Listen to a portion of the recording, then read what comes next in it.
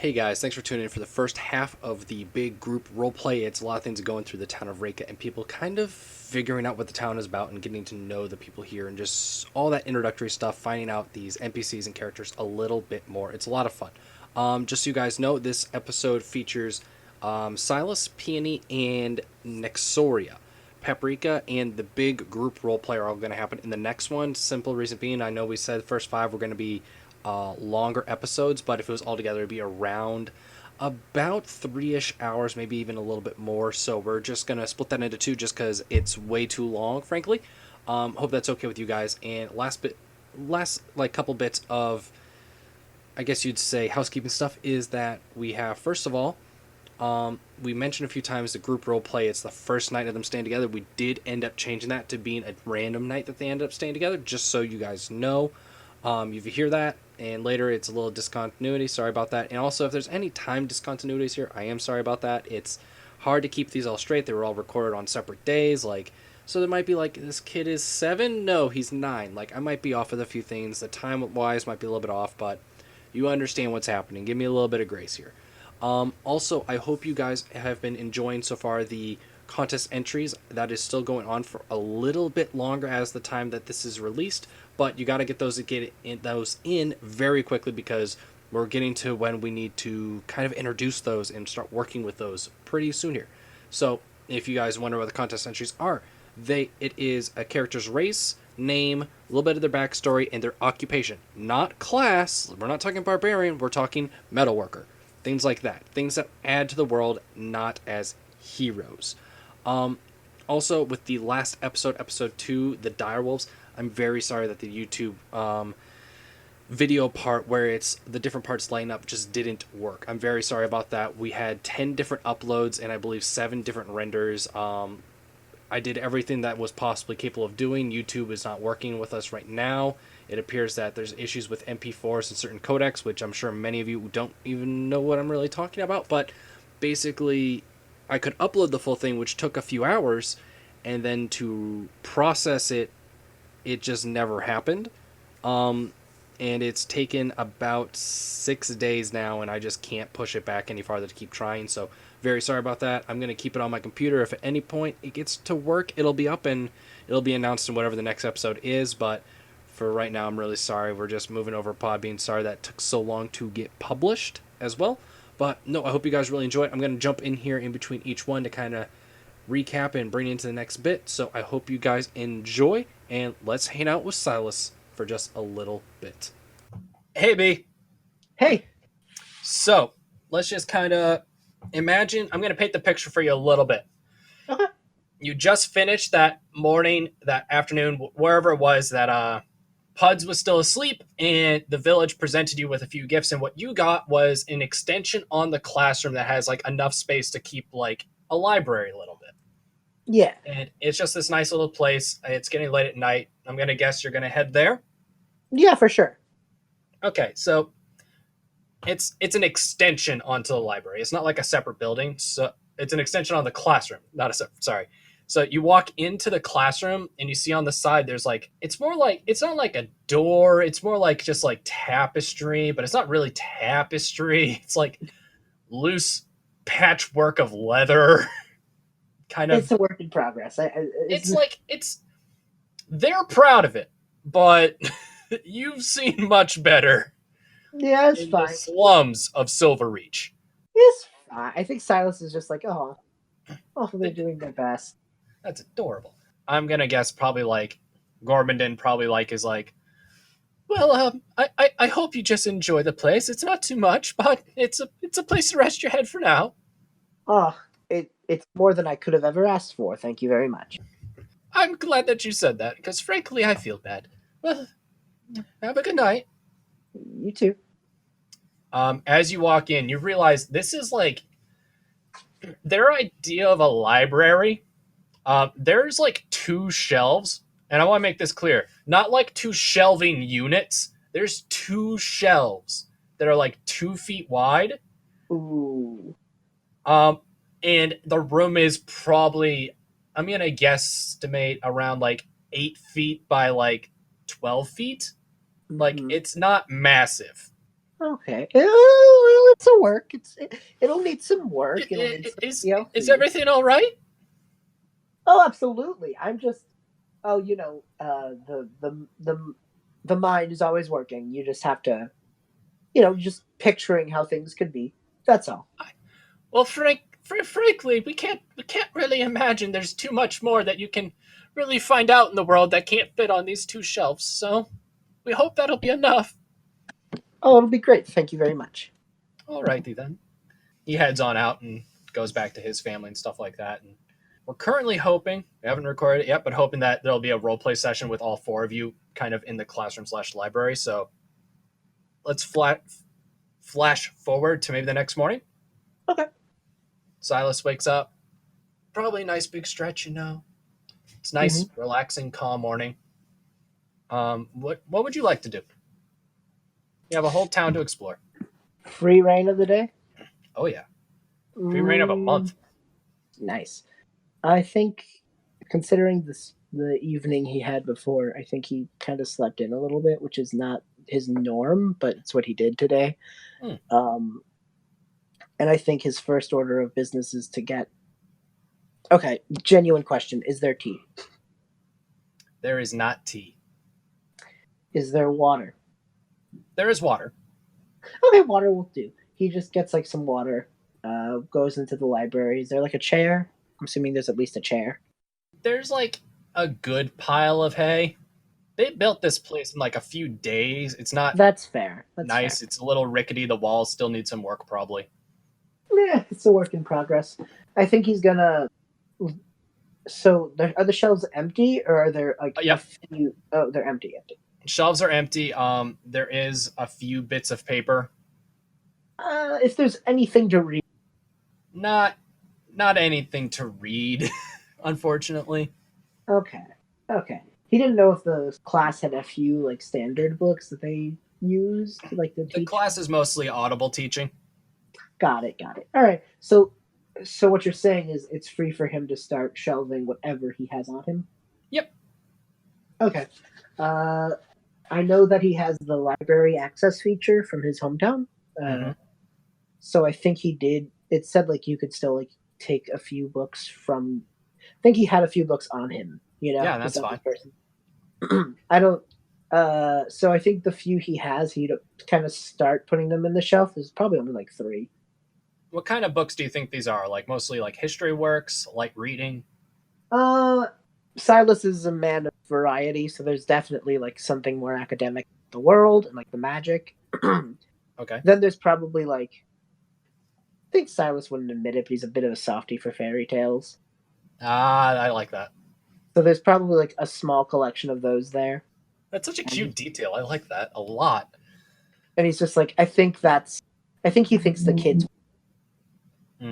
he himself loves telling them and reading them, and I think he thinks that'd be a really nice way to introduce himself to the kids. And the last one is probably more of just a tactical, manuscript about other armies' combat strategies, things. How to war for dummies. Yeah, basically. Nothing. It's probably a very simple set. It's nothing intense yet. He was probably okay, I'll start with one, then work my way up. So he's probably, if he's got a few... I think Silus is aware of the fact that mornings aren't usually the best time to walk around trying to be a socialite. Okay. So I think probably for a few hours until early afternoon, he's probably going to sit down and read just in his new place, I think he enjoys the quiet of it more than anything. He also probably has a little notebook. He's just taking notes of whatever he remembers from the previous night's events, Because as much as he loves reading them, it's this sort of pipe dream of one day it's going to be one of his works on that shelf, Yeah, no, I get that. Okay. So after a few hours of he's probably just going to get one of his sheets out from his notebook, rip a little corner, put it in the page he was reading, put it back in the shelf, and then just be oh, this is a library. This is communal access. He How much paper would someone be able to provide him? It's a little bit difficult to get paper. They don't have like the only one that can make paper is Puds because he's made of water. Right. So yeah, it's like you have like probably I'd say like 20 sheets of paper or something like that. okay. And if Puds is awake, he can get you more. Okay, he's gonna take 5 because he doesn't Yeah. want to use all of them. Just take 5, and then like, and my best description of it, those the T note taking, like the line down the middle, line in the horizontal top. Mm. Yep.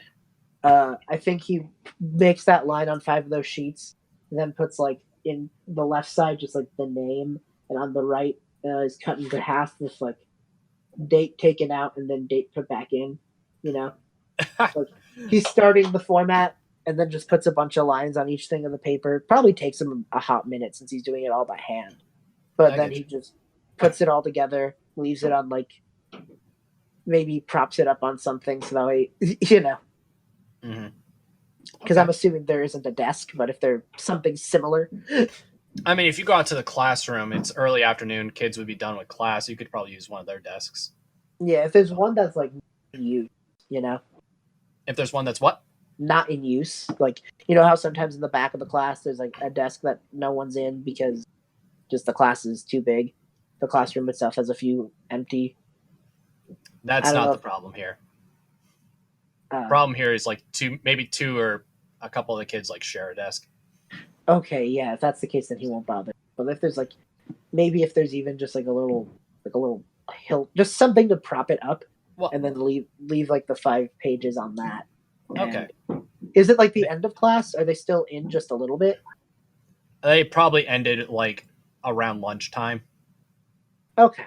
So if it's early afternoon, like if you're thinking 1 o'clock, maybe they just got out a little bit ago. Okay. He's gonna talk to. I'm assuming the teacher probably stayed behind a little.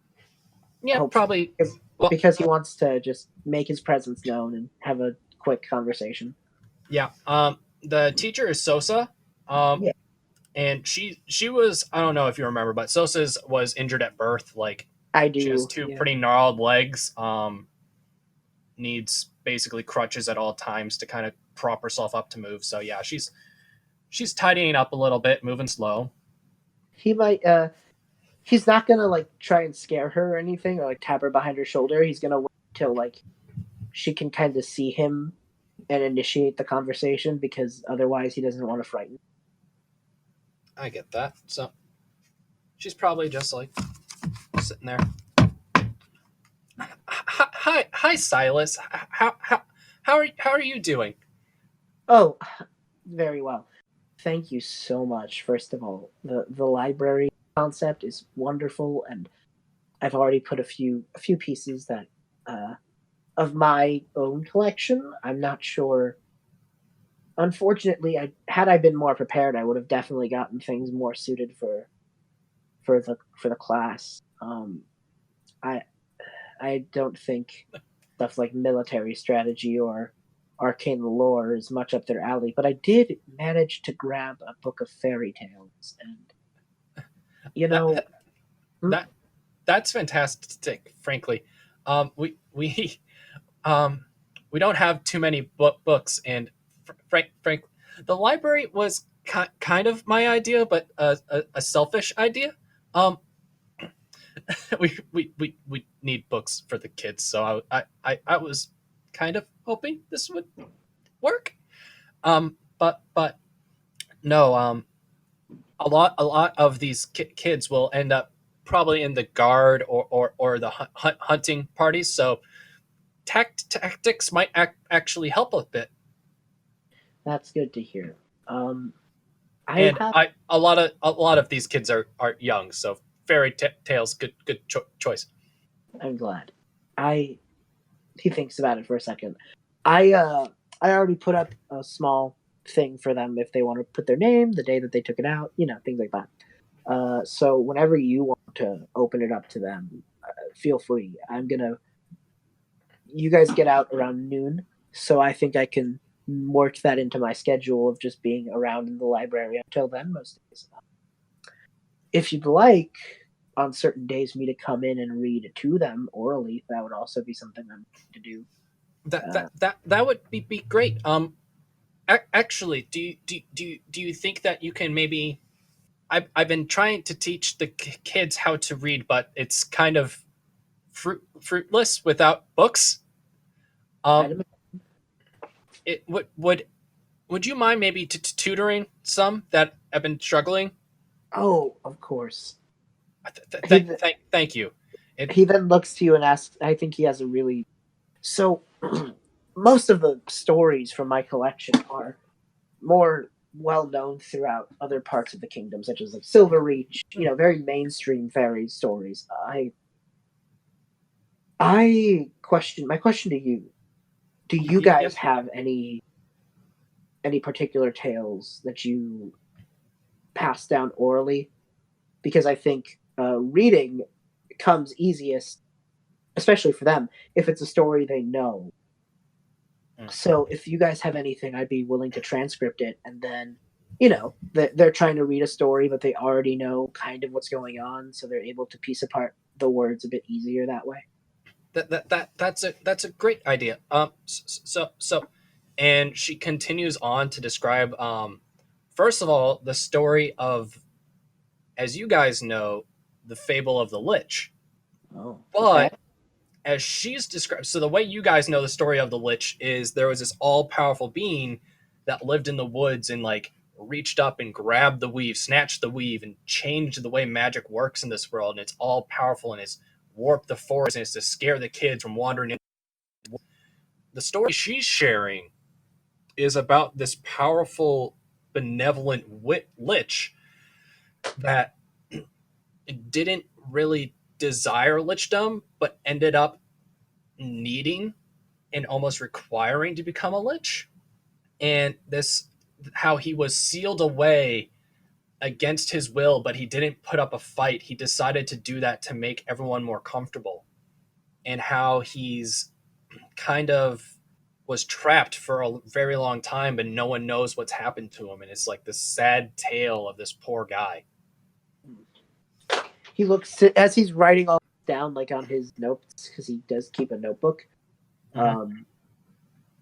He might, when the story's over, look to Sosa and just be like, "Is that? That's a sad story. I've always heard it a different way, but that's culture for you." I hope you don't mind, but Yeah. I'm considering, because a fairy story, in my mind, stories like that, especially that we're telling young people who, coming into a world that's dark and sometimes scary, especially, we don't know if all is done with our lupine compatriots. Except we know that pack is now amongst us, but you never know. I think the kids need hope right now more than anything, don't you? That's true. One Hmm? A lot of the kids like the story because it's what made our home special. Mm-hmm. They see it as this person decided to live for more than just himself, and he made the world more interesting just for us. Okay. He takes that note down too, and I actually am physically taking these notes down. He's just like, all right, I will. I hope you don't mind. I'll add something of that to the end to give it a bit of a happier ending. That sounds great. Awesome. All right. Is there any others before I jot these down officially? And I may need to go speak to Puds for some more paper. But besides that, is there anything else? She probably rattles off like a few more fun little fables for the kids, like maybe about like fairy dragons, like playing little pranks and tricks on parents to make them like be silly with their kids, or probably like a happy story about like the generous goblin, and it's basically the Santa story. Gotcha. Things like that. A lot of like cute little fun stories. Okay. I think Silus is definitely inspired by a lot of it.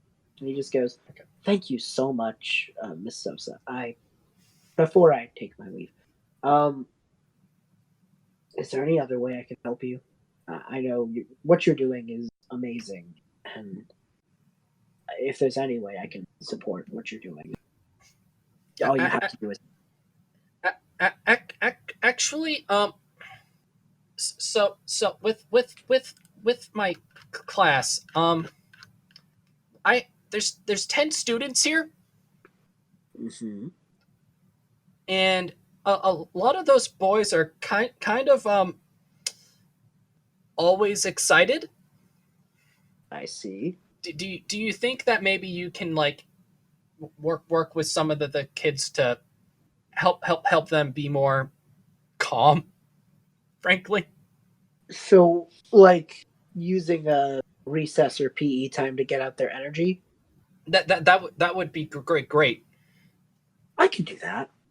He's thinking about it for. All right, I'll. This has been a lot of very useful information, and of course, it's very nice to meet you. I'll go speak to Puds about getting some more papers so I can pen these down officially, and I'll come back tomorrow. If you want me to read some of my fairy tales that are already written, ready to go tomorrow, I'd be happy to. That'd be great. I'll be honest. I don't know if Puds has woken back up yet. Of course. I'm sorry. If that's the case, I'll see how much I can get done with the paper I have. Awesome. Thank you. Of course. And he's thinking in his head, they're kid stories. They don't need a lot of words, you know. Yeah. Oh, and she does clarify that it's totally fine to use the stories that you've brought along. Okay. Yeah, he was planning to read those first day, but he's planning to teach them to read using the stories. Yeah. So he probably, with that information, see, the nerd in Silus is like, close the door, like close the tapestry behind me, get some water, lock myself in, write these stories down, you know. Mm-hmm. But I think he's also aware of like, I also probably need to like exist, you know. Probably also needs to what? Exist. Yeah, maybe. He hasn't left the building yet today, other than to get that glass of water. Yeah, so he's probably gonna walk back out. I don't know. All right. He's probably gonna find like the guard and maybe if they have like whoever their captain is, and just be like, hey, you know, just kind of do the typical, hey, I'm new, if you need me, sort of deal, you know. Oh, you've met the captain of the guard. Oh yeah, it's Gorban's wife, right? Yep, Gargraba. Gargraba, thank you. Yeah, he'd probably go visit her if she's training them and just be like, hey, if unless she's busy, but if she's not, his basic plan is to be like, hey, I happen to have this book of basic military strategy in the library, and if you guys need it, you know. Well, frankly, that sounds absolutely amazing. Yeah, thank you. And then she reaches up to take it with both hands, looks down, and just reaches with the one hand. Make a quick perception check for me. You got. That's gonna be a 17. Yeah. So you notice that she has. You kind of walked up during basically fitness training. Like she's just kind of like yelling at them to kind of get work done and stuff like that. And you see in her hand is her whip, but she has it tied to her hand now because of everything that happened against the direwolf. Like it is wrapped tightly to that hand. So she's like, she takes it with the other hand and just like, thank you very much. No problem. This will come in handy big time. I really do. I do appreciate this. Mm-hmm. He just goes, if you ever, just, you know, when it's, when your sessions are over, mm-hmm. and at your leisure, because of course I understand you may want to thumb through it yourself. Yep. So just, it's in the library. Whenever it's not in your possession, it'll most likely be in the library. Mm-hmm. I'll let you know in advance if I'm taking it anywhere. All right. So most days, if you need it for your training regiments, just walk on into the library. If it's there, go for it.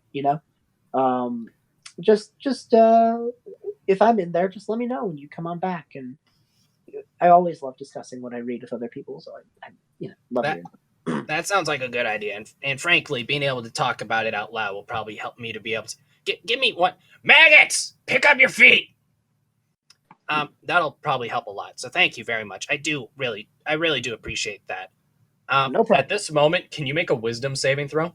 Oh boy, that's a 4. You drop to your knees in fear for like a few moments, and Gargrub looks down and is like, oh, well, you're still not used to it, are you? Puds is awake. Oh, huh. Oh, crud, he might. Puddles! The great, powerful Puddles is awake.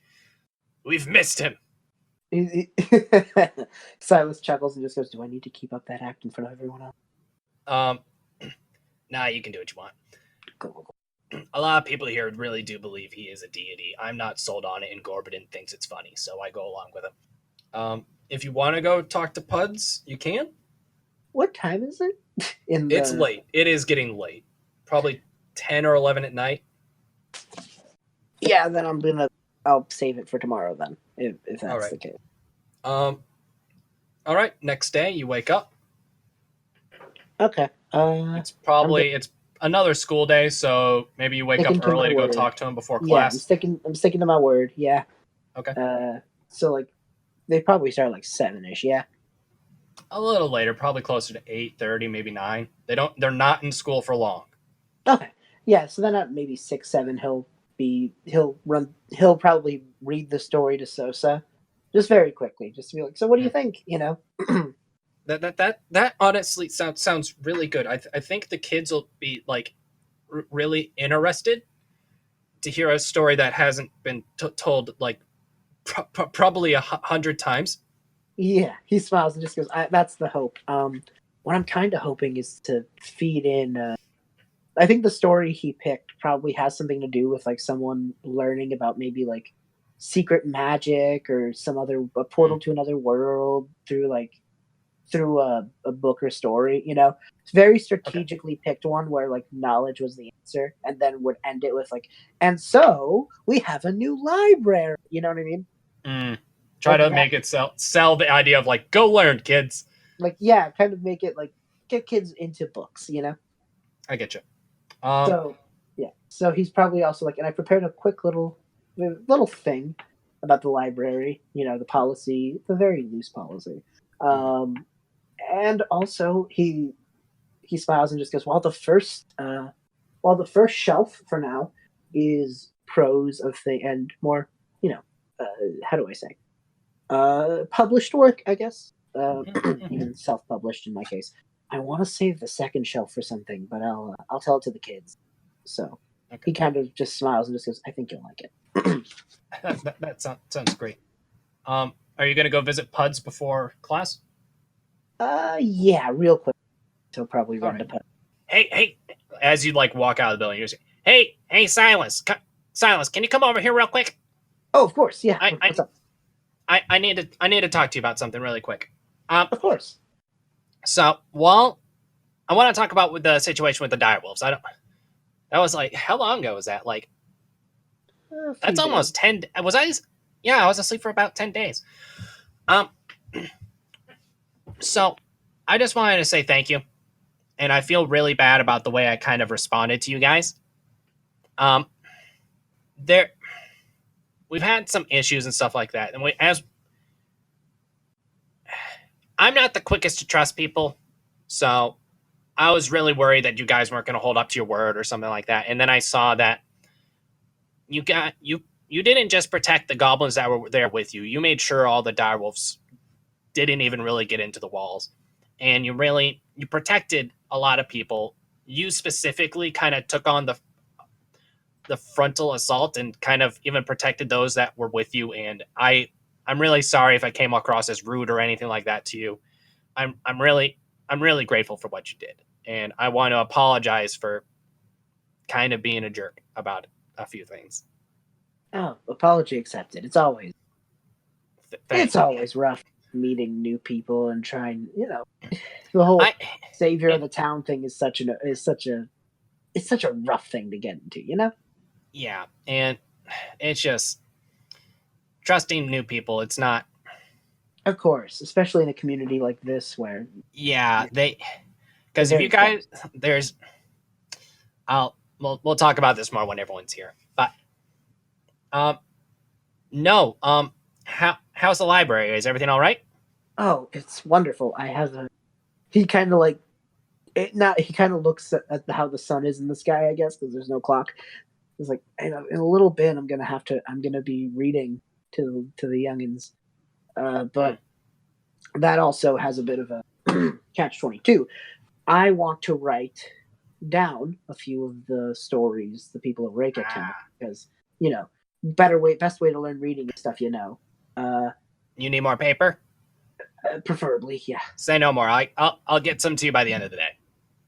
Of course, no rush needed. I've been plodding along with what I've got, but the extra will absolutely be. Oh yeah, no. I need to talk. I need to talk to a couple of guys. I need to talk to Stedzerk and just see if I'm able to. He's the local carpenter. I just got to make sure I can take some of his wood real quick before I take what he was saving for a project. Of course, yeah, absolutely. He then just goes, so yeah, I was able to.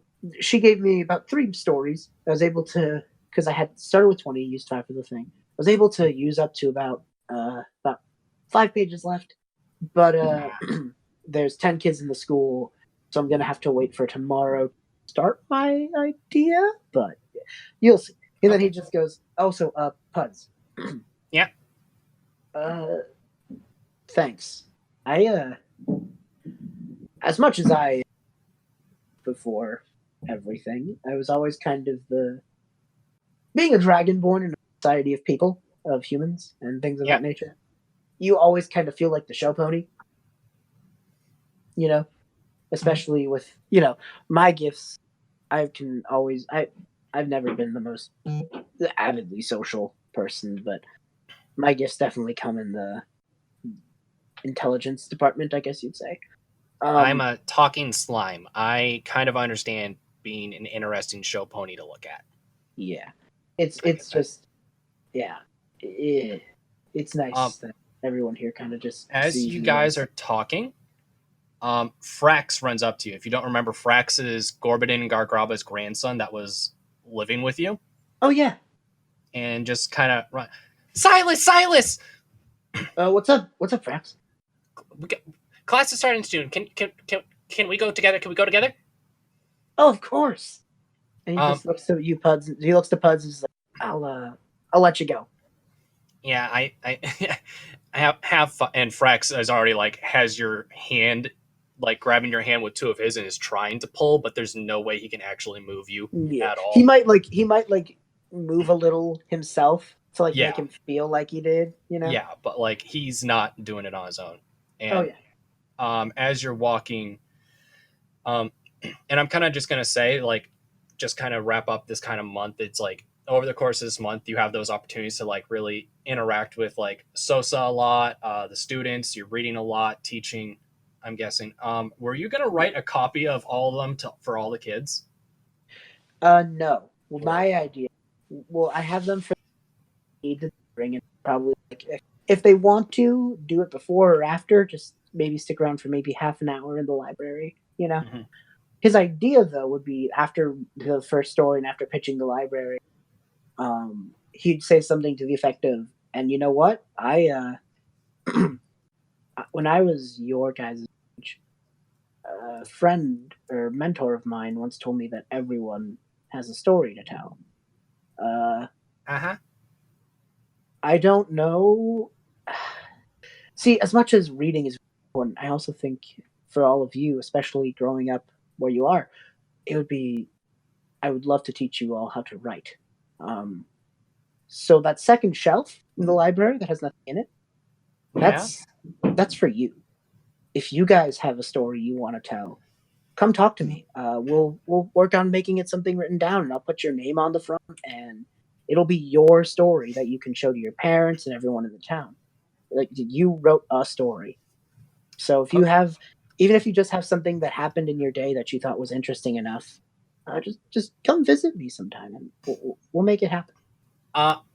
So at that moment, as you tell them about the shelves, the most of the girls are pretty excited. 3 of the 4 girls are excited. Like a couple of the boys are excited.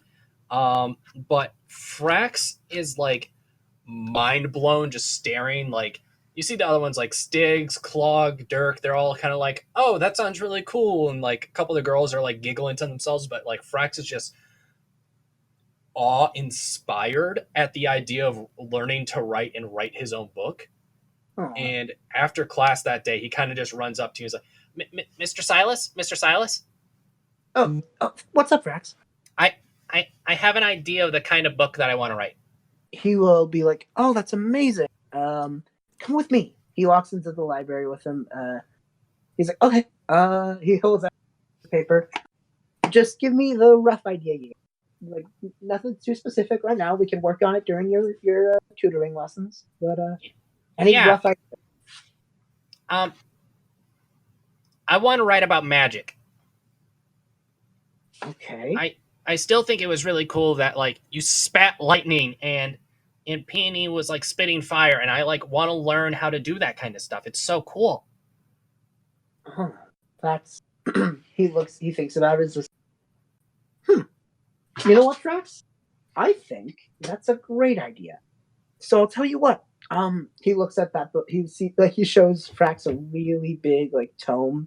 It's like that is a book that Silus has trouble reading about magic. It's a big. You scary see smoke billowing out of his ears a little bit just from looking at this book. Yeah. Mm-hmm. So here's what I'm thinking. We have our tutor. I also think that you spend a lot of time in here, and I of course am fully supportive of that. But I also know someone like you wants to like run outside, have fun. You know, you're still young. Yeah. So let's say we lower from daily to maybe Mondays. Oh, can I still hang out with you sometimes? Whenever you want, of course. But I think some of the time shouldn't be just me teaching you how to read. Matter of fact, those other times you can work on your book. How does that sound? That sounds good to me. I like it. He also kind of like says, "Frax, before you go, I've been working on these. They're little notes, just little friendly notes to my 3 friends. Okay. In brief, Nexoria's like a bit of an apology because he's been kind of mean, kind of rude, and also like because Silus likes fairy tales. He respects someone who wants to believe in like the fairy tale hero, and just remember that we've got your back too, just as much as So kind of like an apology, but also like encouraging confirmation of who Nexoria is. Yeah, I think maybe something to the effect of like your destiny tied to ours, so let's make all of our destinies. As you wrote the word destiny earlier, you just heard the word destiny get yelled, and you don't know why, but you did hear it when you wrote this. He folds the note. I might live to regret this, but I'm. You're not sure if it was audible or in your head at this point, though. Oh yeah, he's just like. I think he would start by looking around, seeing if is Nexoria spying on him, because he's 100% sure it was her. Then looking around, just like, oh, I need a nap. Okay. Paprika's is definitely like, hey, I know you were taken away from a lot of people you were close to. If you ever need to talk about that, let me know. And also, like, I think we got off on the wrong foot in the heat of the moments, so I definitely want to like start over, Mm-hmm. And to Peony was definitely like, you're like really the only real friend I got, Mm-hmm. There's a lot of people who look up to me, a lot of people who see me as a teacher, but you're really one of the few people I can talk to as a friend. Mm-hmm. And I definitely appreciate that. And also, like, I would definitely love to hang out more because I kind of need someone who can just be my friend right now. Mm-hmm. So basically, it was like, it's thanks, and also like, if you want to hang out sometime, let me know. Basically. Now, is this like hang out, like, yeah, let's chill, let's have some fun time, or was this like written in like small print, cutesy? Oh, small. I think it's very like it's written to sound very formal and like friendly, but like in the way it's written in like tiny print and like the like the fact that he seems sheepish writing it, you could like it's very obvious there's more to it, but it's written very professionally. Gotcha. Okay, yeah. Words on the page very professional. Everything else not so much. Yeah, sure. I can give them to the yeah. I got it. I can do it. This is easy. He just goes like, "I trust you, buddy, and I'll see you whenever you come by. Not Monday." All right, thanks. And he like scampers off, and then like scampers back to pick up the letters because he like left them on the ground there while talking to you, and then runs back out again. He All right. probably would like, "No, it's okay. Yeah, found it." Yeah. One thing I think we got to retcon a little bit. This probably would have happened pretty early on, but that direwolf that kind of was you were fighting with, but didn't get knocked down. The Red Eyes Black Wolfer was taken out before he was knocked down. He rested his head in your lap. He's been hanging out with you. Like he really likes you. Do you have a name for him? Maybe. Silus would like the name Dante a lot because literary reference, and also like this direwolf met him in a very bad situation, and like there's a bit of hope for him now, I guess. So I think he'd run the name by him and definitely ask permission though, because he would say like a name is very personal, very important. Oh yeah, he is excited. He's like, he's licking your face and wagging his tail, which is really strange to you because you've never talked to a creature that will lick your face. I think he appreciates though. Like, yeah, it's one of those things where like you almost feel like there's like this split dichotomy of like, I'm able to talk to him, but he's still licking me. This is a little strange, Right. but all right. Yeah, he's just like, yeah, it's me. All right. Is there anything else Silas would want to do in this month? I think just a few minor things. The big thing actually is, he definitely want to use his own upkeep the library a little bit. All right. So he still has like the 200 gold. Yep. And I think his background gave him like I think 15, so I think he's got 215 on him. Okay. And he's kind of thinking to himself at this point, I really have no plan to like be going out shopping anytime soon, so might as well use it for something more long term, Mm-hmm. So with gold in his pocket and the spring in his step, he's gonna walk over to the carpenter. Okay. Also, he might also explain that he's the one who asked for the shit ton of paper. Oh, so that was you. All right. No. Okay. I was wondering who that was for. This actually makes a lot of sense. Yeah. No. Name's Stead Zerk. Nice to meet you. Nice to meet you, Stead Zerk. My name is Silus. Oh, it's nice to meet you. Trust me, we all know who you guys are. You really helped us out. Thank you so much for keeping all of us safe. Yeah. So, what? You need more paper? Like, what's up? Well, he's like, I'll notify Puds and you if there's ever a need for more paper. Currently, we're doing. Frankly, that makes sense. He's the one that makes the paper. But yeah, what I came to you for is, I'd like to commission your service. Oh yeah, no, yeah. What's up? The library's wonderful, and I'm assuming your handiwork is absolutely part of that. Yeah, me and my sons took care of that one. Oh, it's I love it. It's very nice, very cool. I'm glad to hear that. Yeah, I very much enjoy it. But I wanted to approach you because I think with time, we should like I myself would love to see like changes and growth. Of course, yeah. No, what were you thinking? Well, immediate thought that came to mind would be one extra desk and a chair. Yeah, that should have been included in the package. Okay. Yeah, it's fine. We can do that for you. What kind of are you thinking? Like, just get by? You want something a little nicer? Like, and he's basically like he's talking about specs with you and stuff like that. Yeah, you don't have to go into super detail. You just like you want something higher end, lower end, barely get by, medium range. Medium range for the desk because that's something that's going to be very multi-purpose.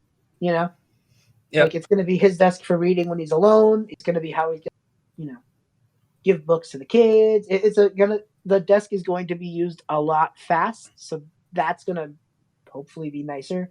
The chair, however, can probably just going to be for Silus, who's grown accustomed to the hay, so it's probably more for the little kiddo who's there.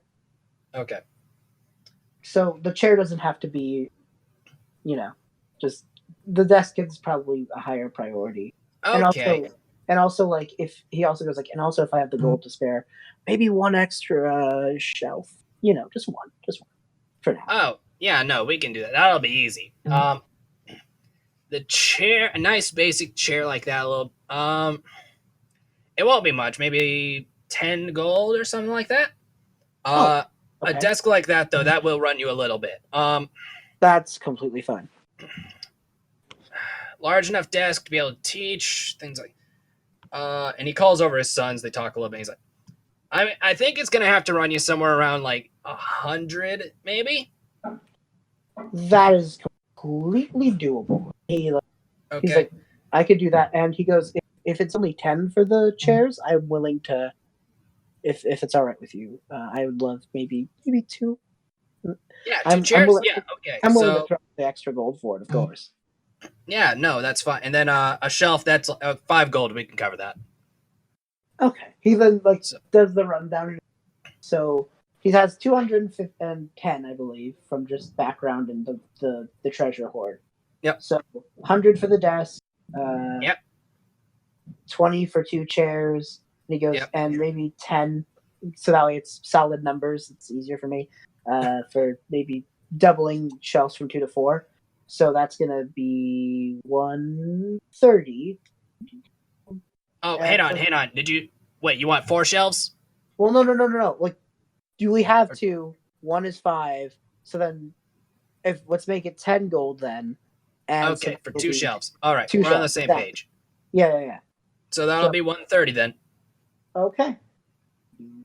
All right, yeah, no, Stroke. Yeah, Dad? If you can get the 2 chairs and the shelves worked... Diable, you got anything going on? No, Dad. Yeah, if you can get the 2 shelves, Stroke, you get the 2 chairs. I'll take care of that desk, and you guys come help me out when you're done. We'll get that to you by the end of the week. Oh, that's a lot faster than I anticipated. Appreciate it very much. No, it's not a problem, man. You guys protected our village. We're gonna expedite this. We're gonna put you guys first. Well, thank you, and believe me, I'm also very grateful that you welcomed us so kindly. Not a problem. Not If a you need problem. any- No, thank you guys. If you need anything, you know where to find me. Yeah, no. Okay, I'll let you know if there's any hiccups or any questions we have. Of course, and I'll be happy to answer. So You guys get the chairs and the shelves. The shelves, same old thing that you had before. The chairs are imagine old fashioned, there's the curved wood going around with the little thin little bars on the back to provide a rest. It's a flat bottom sheet of wood. The legs look stable enough. The desk is pretty nice. It has actually a couple drawers in it. oh, that's Not awesome. anything crazy, just a drawer right underneath the desk and a side little portion, 2 drawers on top of it. Awesome. Nice big area. He's like, yeah, we decided to go a little bit bigger than you said, just to be able to make it so you and a kiddo or 2 can easily fit on there, to be able to, maybe if you were teaching 2 people at once that were around the same area level, you could do that pretty easy. Hope you enjoy.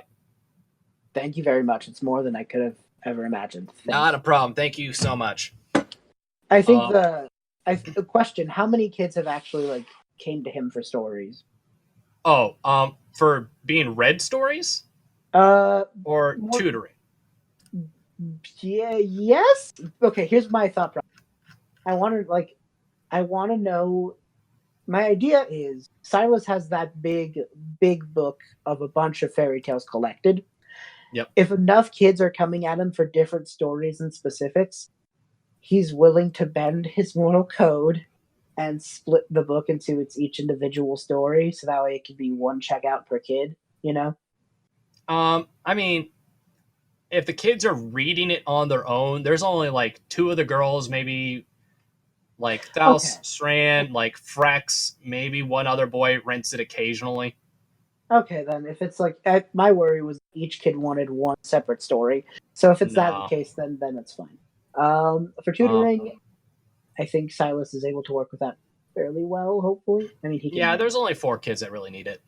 Okay, that's great. So it's like you have like Monday through Thursday, you have 1 kid each, and then Fridays and weekends off from tutoring. Awesome.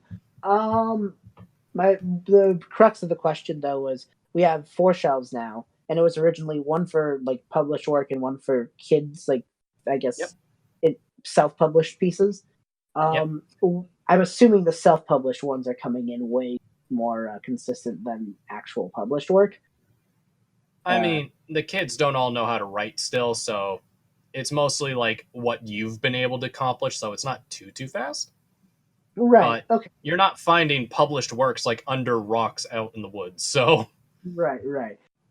I think he's. I think the last thing he'd do then. I think not sure about names or anything, but he probably still has contacts in his old library.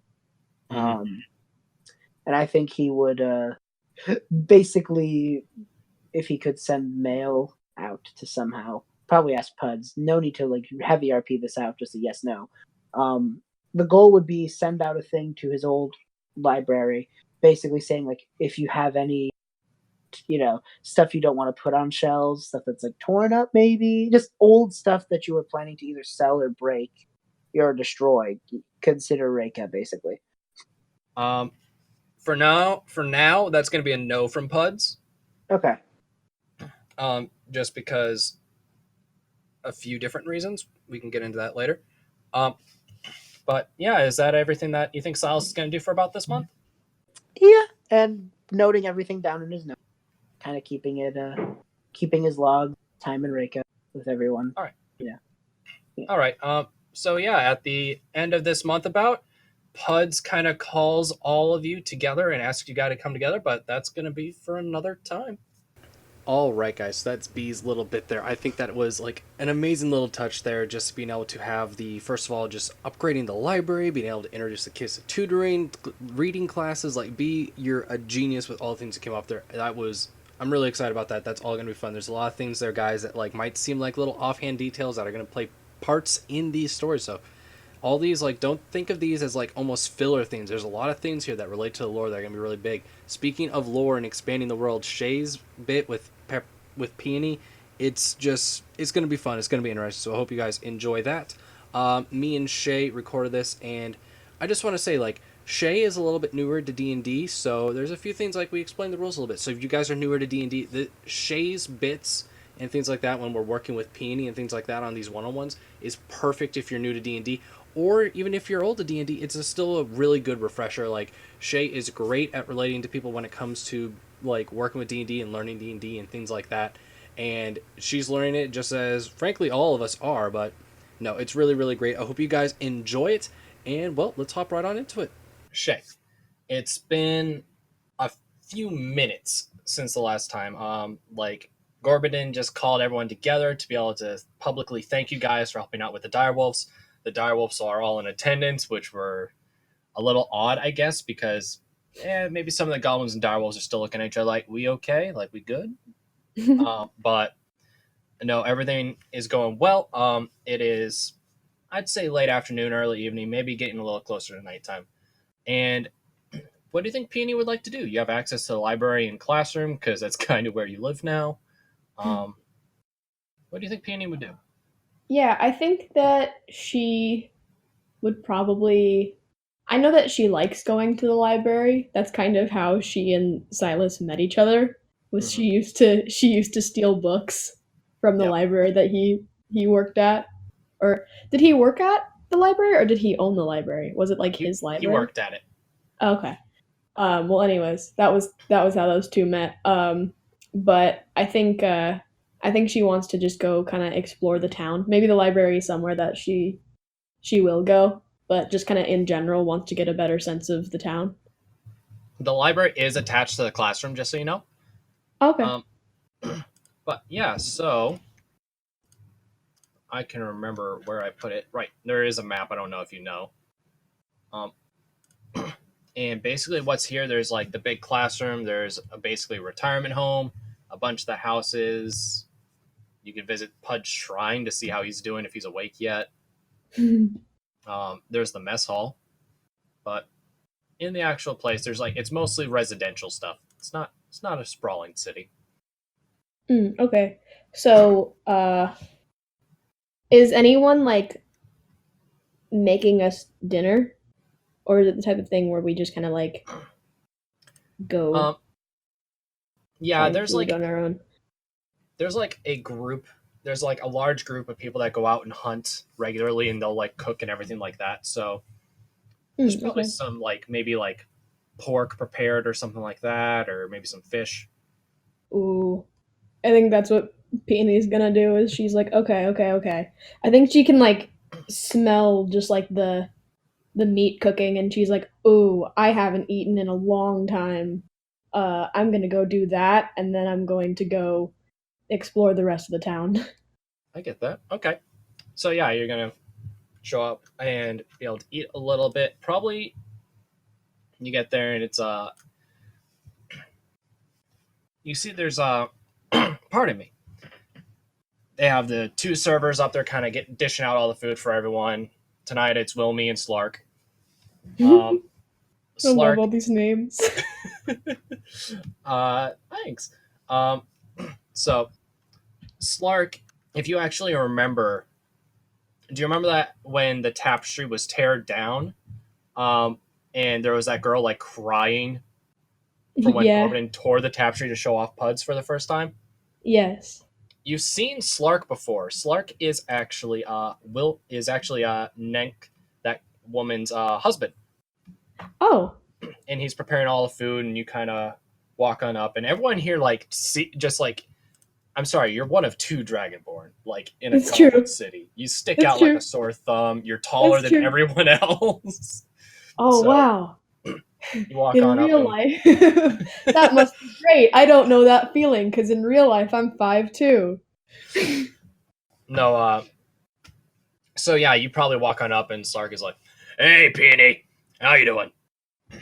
His voice. I'm doing okay. Pretty hungry. Good. And he's probably just like automatically he's in the zone. Like he's just like, woman, fish, small portion, like just Hey, automatic hey. going. Just because I'm a woman doesn't mean I can't eat good. You give me lots At of you food. saying that, Wilmy probably slaps him upside the head and it's like, finally, someone that gets it. You've always been a jerk when it comes to this. I think I feel kind of bad for him for getting slapped. I was like, oh no, I didn't mean to. It's not like across the face. It's one of those like upside the back of the head. Just like a light. A Gibbs slap. Yeah, just not. It doesn't hurt him. Like, just he didn't smack his face off the counter or anything like that. Just like a. Okay. Finally, just someone that actually gets it. Women indeed too, you know. You're able to collect your food pretty well. You know, hang out with a couple people. Is there anyone in town that you wanted to like talk with or anything like that, or you want to eat on your own, explore? I think I am kind of curious about the cranky old blacksmith guy. Okay. There's like a part of Peony that's like doesn't really want to like get into trouble with him, you know? Like maybe I think she is a little bit intimidated by him, but she'd never admit that. All right. But she doesn't want to get into trouble with him, but she's definitely curious about him. Okay. Here in the mess hall, you don't see him anywhere. His name's Goaltender, by the way. Okay. You don't see him anywhere around. He's not here. What do you want to do with that? Okay. Isn't he Gorbinden's brother? No, he was Hugs. Yep. Hugs. Is Hugs here? Yes, he is. Cool. Okay, I'm gonna go talk to him. And this is where I pretend to remember Hugs' voice. Hey, He was like Peony, how you been? Another little old man. Was he gruffer? Maybe. I don't really remember what he sounded Oh, like good. either. You don't remember, and I'm going to tell the viewers you don't remember either. Don't bother me.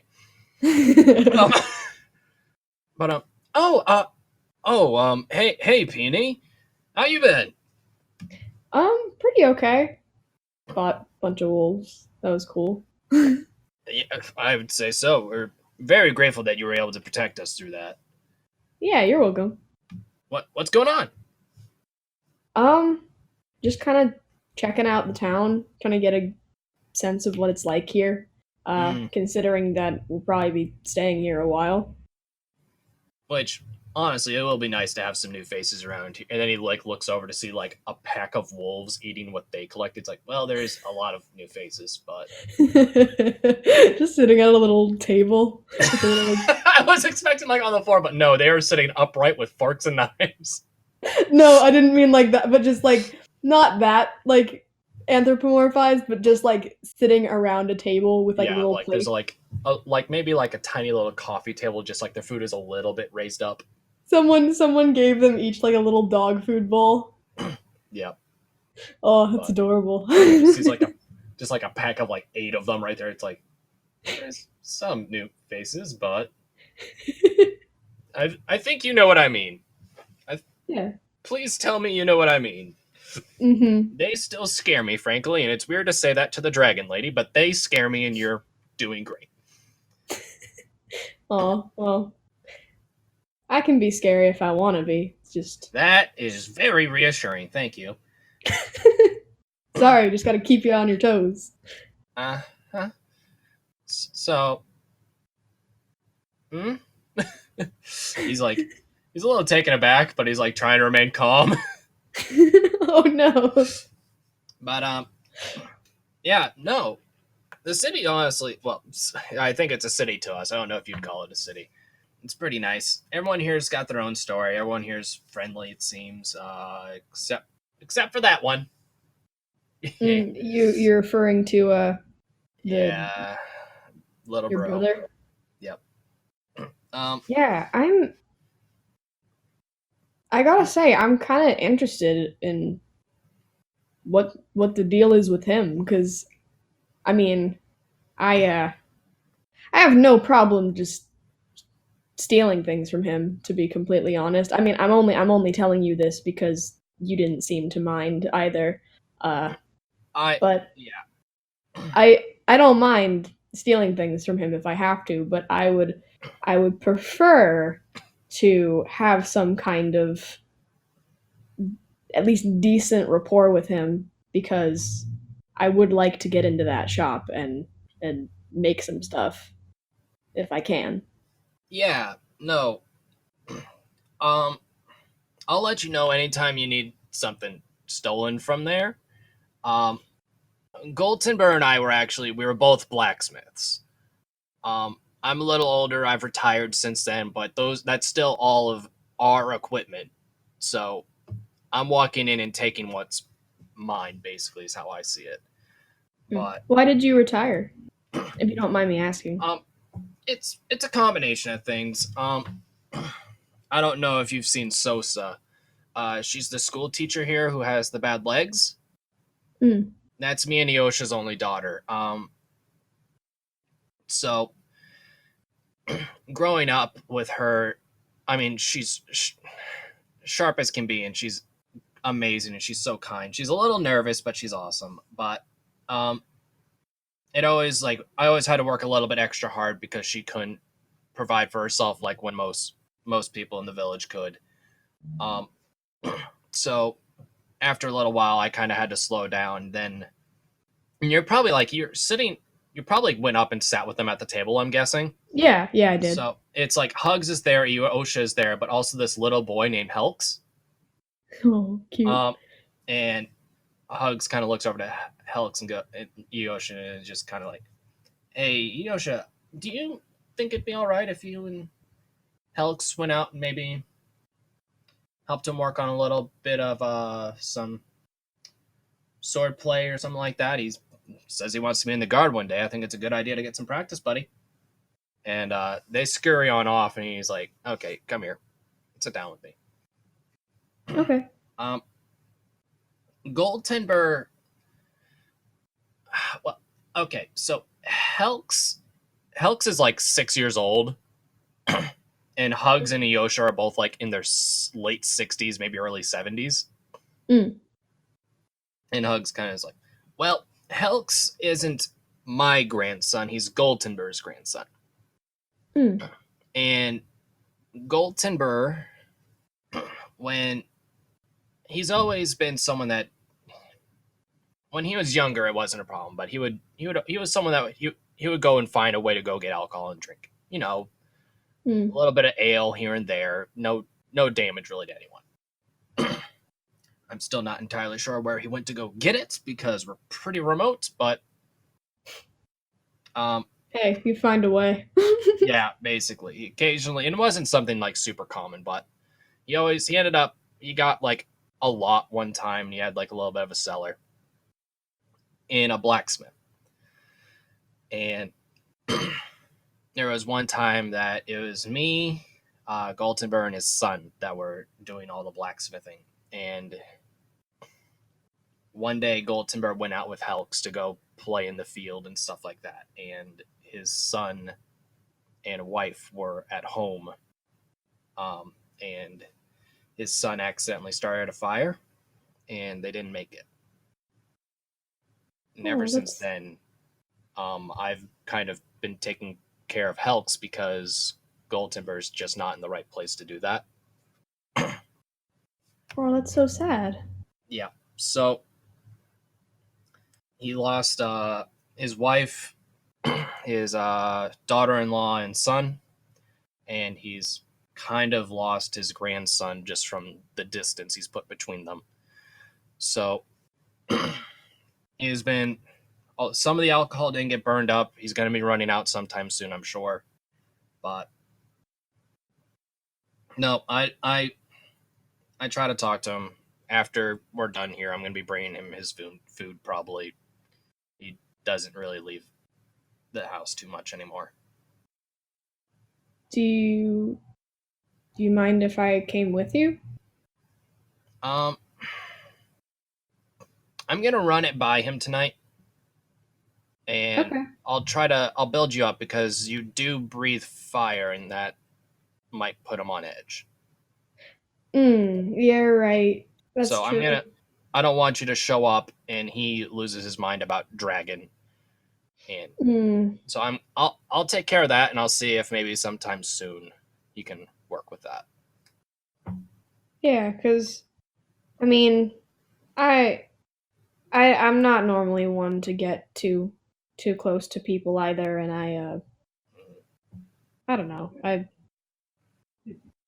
guess I'm kind of hoping that if I don't know know anybody here. I'd like to at least know some people, and I'm trying to get better at my blacksmithing, and I guess I hope maybe he could help me out a little bit.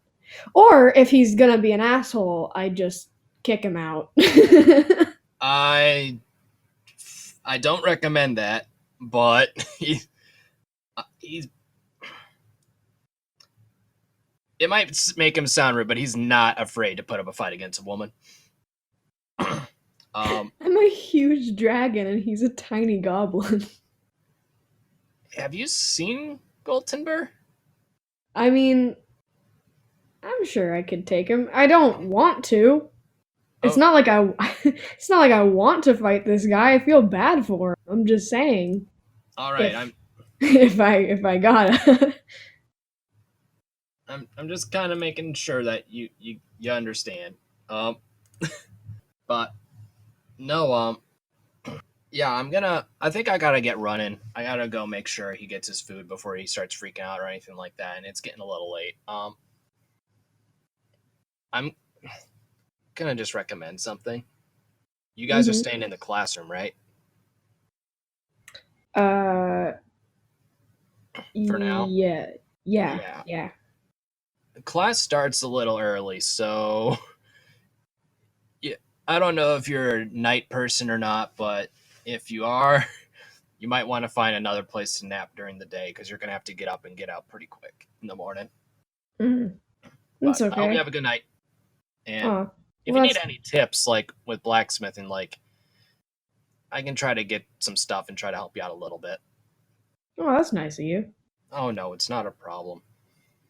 But yeah, I'll well, we'll chat soon, I'm sure. Have a good one. Oh, thanks. So, what do you think Peony would do now? Mess hall's So- probably cleared out in the time that you've done that. There's like 3 dogs sleeping in the corner because they just ate a lot. Oh, I'm gonna go over and I'm gonna pet some of those dogs. But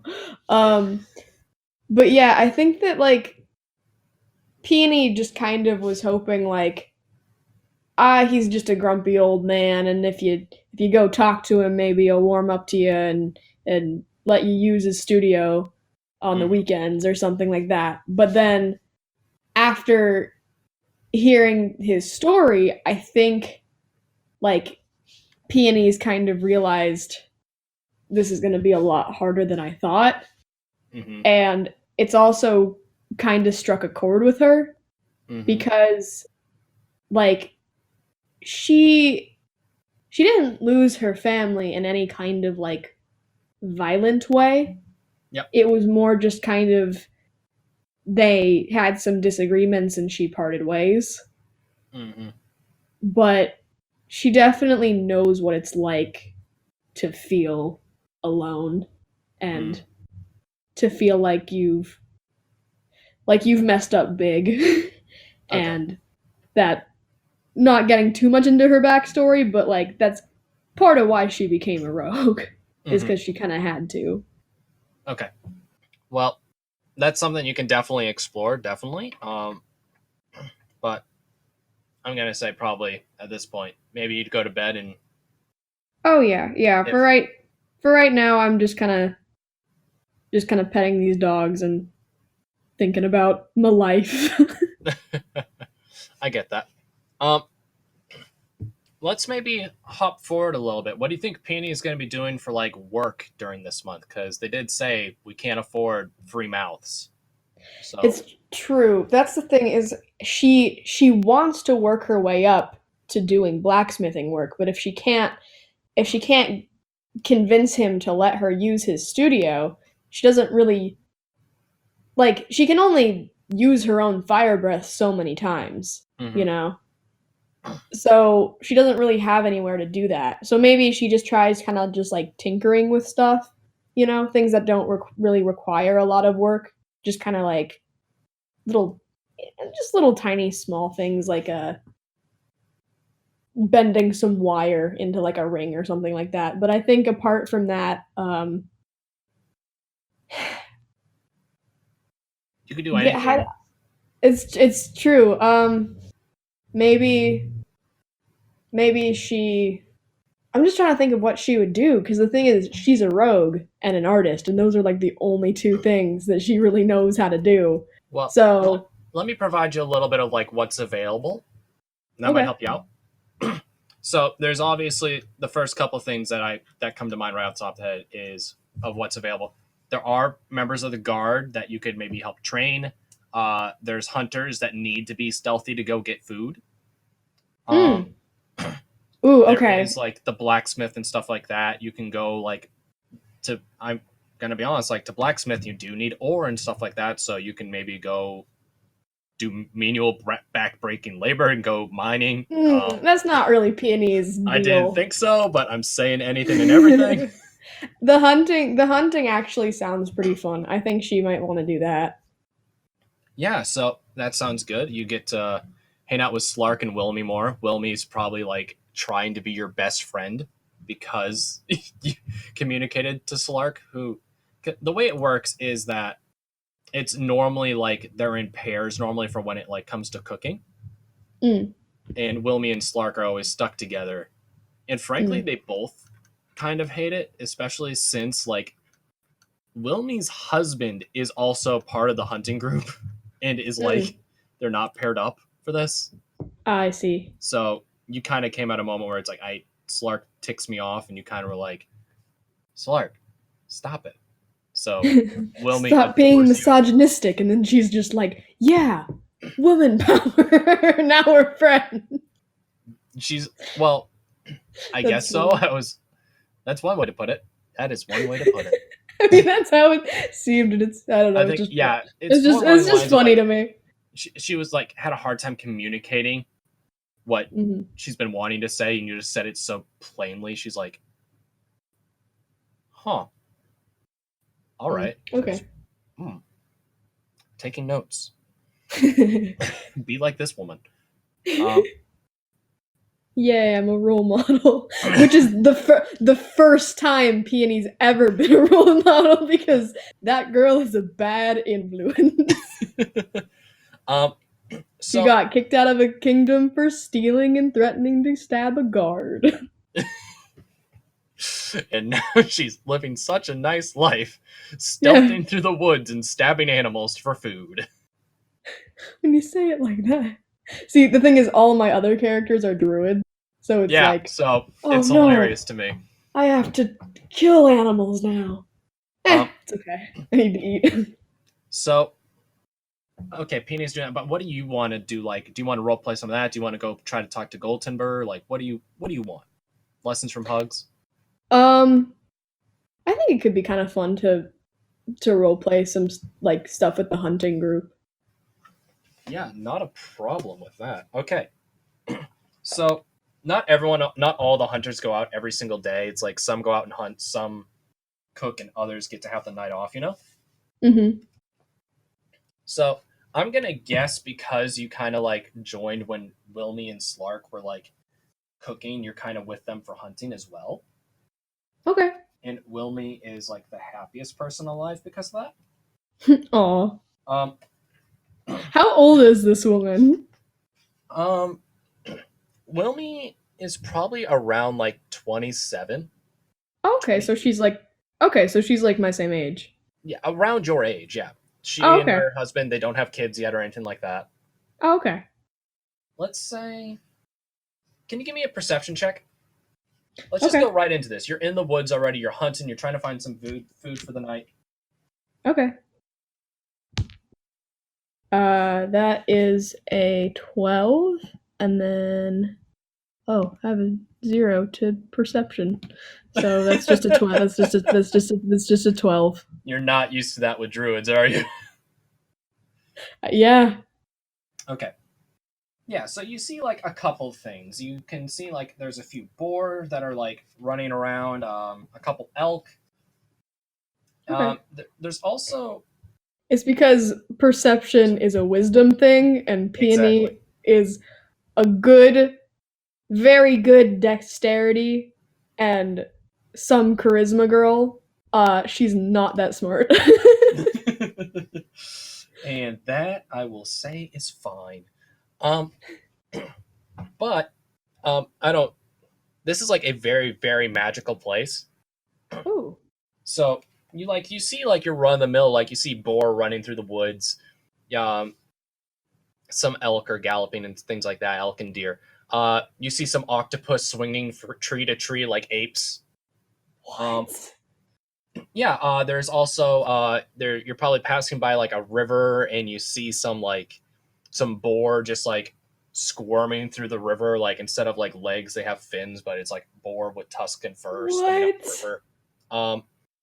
Okay, I'm going back to that cook, and I'm asking if they put something in my food. This is not... It was Wilmy and Slark who were with you, so, yeah. Yeah, did you put something in my food? What is this shit? No, Wilmy probably looks and goes, why would we put something in... What? Why would... Is this... Wait, actually, I have a question. Does this exist where I'm from? No. Okay, then yeah, I'm super confused. What is... There are octopus in the trees and boars with fins. I've never seen this kind of thing before. What's happening? Are you serious? No, this... I mean, last night, the, pork you had last night came from one of those in the river. Oh my god. Are they, Peony's now just are they, mutated? Was I not supposed to eat that? Oh no! No, it's Everything's fine. It's normal food. What's with you? I've never seen these types of animals before. Oh, that's okay. I guess that's kind of weird to me. What is going on? I kind of thought these were normal. Um, as you guys are having this talk, Slark kind of like waves you both down. It's like, both of you got to be quiet. And he like points straight ahead, and there's just giant fish walking on two back legs through the woods. What in the heck? That'll feed everyone for tonight if we get that.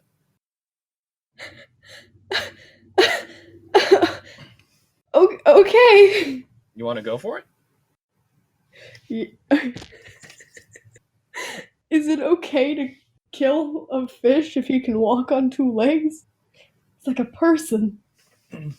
Wilmy and Slark both look at you like you're the dumbest thing that's ever existed, because to them it's like, duh? Rude. Of course? Okay, fine. I don't like the way they're looking at me, so I'm just gonna pull out my bow. It's only like, it's not like it's super, super far away in the woods.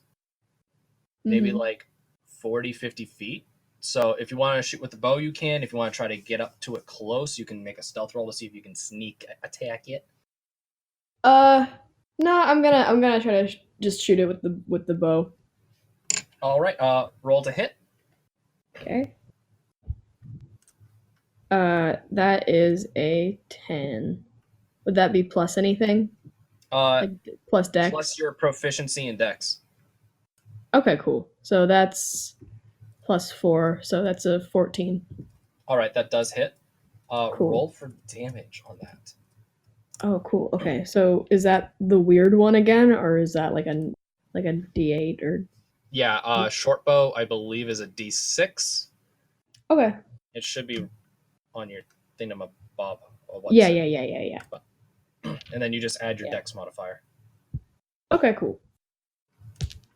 So that is a 5 plus 4, so 5, 6, 7, 8. It's 9. Alrighty. Sorry, I can't do mental math. No, that's fine. That's fine. The other two kind of probably look at you like, oh, we're doing this. We're doing this. They both draw their short bows as well and fire away. One of them very, very beautifully, probably Slark, whiffs it through the woods. Yeah. You just see the arrow like hit a tree like way, like it's at least 10 feet to the left.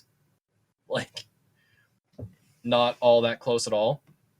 I don't say anything, but I just kind of like smirk at him and give him that look like, you were making fun of me before. You don't know what you're doing either. And Wilmy managed to connect and just do like 4 points of damage. Not a ton, but this giant fish with like walking on two legs notices this and is like pretty frustrated and is gonna kind of I would assume he would notice if he has 2 arrows stuck in him. No, I'm saying more like he notices what direction like sees you guys. So okay. Yeah, he's running at you. Ooh, oh no. He's probably going after you, Peony, just because first of all you're like probably like larger almost twice the height of the noticeable. other goblins. The goblins match like the grass and the bushes, and you're like That's this true. pink thing floating in the woods. Yeah. Oops. So, which I find hilarious that there's a rogue that's like sticks to the shadows, and it's a character that is bright pink.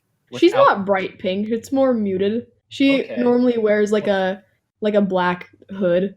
Yeah, but then also like Dragonborns don't have dark vision. Like, it's true. You're right. It's so funny. I really like the character. That's all I'm trying to say. But Thank you. No, is gonna be charging at you. Does a 21 hit your armor class? Yeah. I'm utterly shocked, frankly. Luckily, so it's 2d6 plus 3. It rolled 2 1s, so that's 5 damage. Like, it's the least amount he could have done. Okay. I just got punched by a fish with legs. I think I'm more just like Yeah, the equivalent of this is like this fish. Can like 3 of those points just be psychic damage? Yes, I support that. This fish just like saw you, broke into like a dead sprint, and then like just roundhouse like went to kick you. Yeah, more than actually hurt. I'm just so confused by the situation I'm in. Is this real life? I'm gonna. No, it's fantasy because we're playing an RPG. You know what? Make a wisdom save. Oh no. Was it because of my bad joke? Are you making me? It just logically this makes sense. Okay, cool. I got a 19. Yeah, no, you're fine. It was gonna be if you didn't beat it, it was gonna be like you're just so confused that you just aren't sure what to do. I see. But no, so yeah, this thing's like right in your face. You can do whatever you want. You're up in the initiative. Okay, cool. I'm gonna stab it with my dagger because he's close to me. Alrighty. Roll to hit. Okay. Oh, shit. That's a 6. Plus like well, isn't it 4? Well, okay, but it's plus 4. So yeah, that still misses. Yeah. Lucky for you, the 2 goblins this time both like I'm gonna guess like that was like chalked up to just so you're like you take out your dagger and you're like still so stunned like you just like move it forward slowly and the fish jumps out of the way. Yeah, and it's, like, maybe very his clear that you're his just, little like, so, his like- little his fins on me are slimy, and I'm like, ugh. But luckily the other 2 goblins both hit, which is great. They did like a bunch of damage to this thing. It's almost like knocked down. It's like it's hurting pretty bad. It just lets out a really loud scream of pain. Just yells, "Ah, that hurt!" Oh no, it can talk. Ah. Wilmy looks at me like, "You need to like calm down. These things do this all the time. They don't know what they're saying." What? We're gonna have a nature course with you later. Okay, I think I'm just like sitting on the ground. Like I feel a little bit embarrassed at like how confused I am, but It's going to kick you again.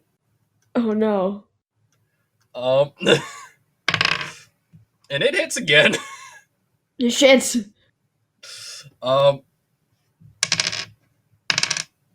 Yeah, if you could take like another 9 damage.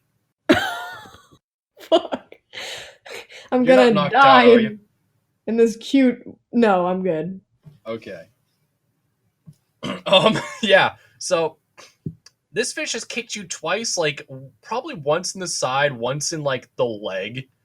All right. That first Okay. one probably You know, I was concerned, but about.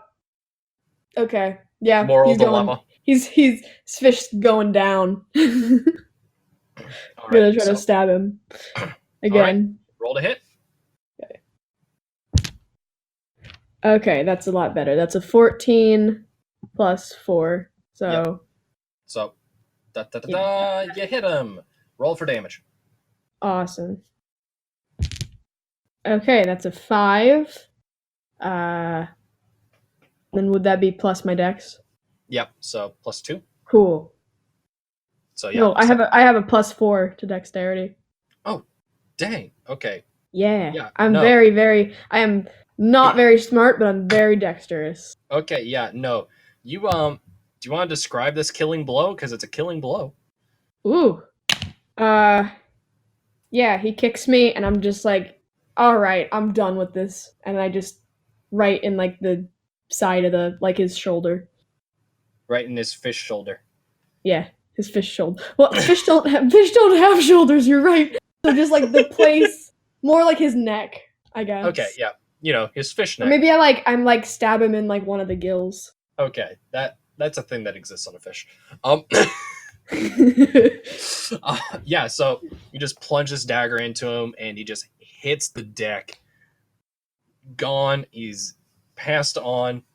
Wilmy and Slark are like celebrating because they didn't get hit. I'm still incredibly confused. Wilmy like is basically like walking up to you and is just like there patting you on the back, making sure you're all right. It's fine. I'm fine.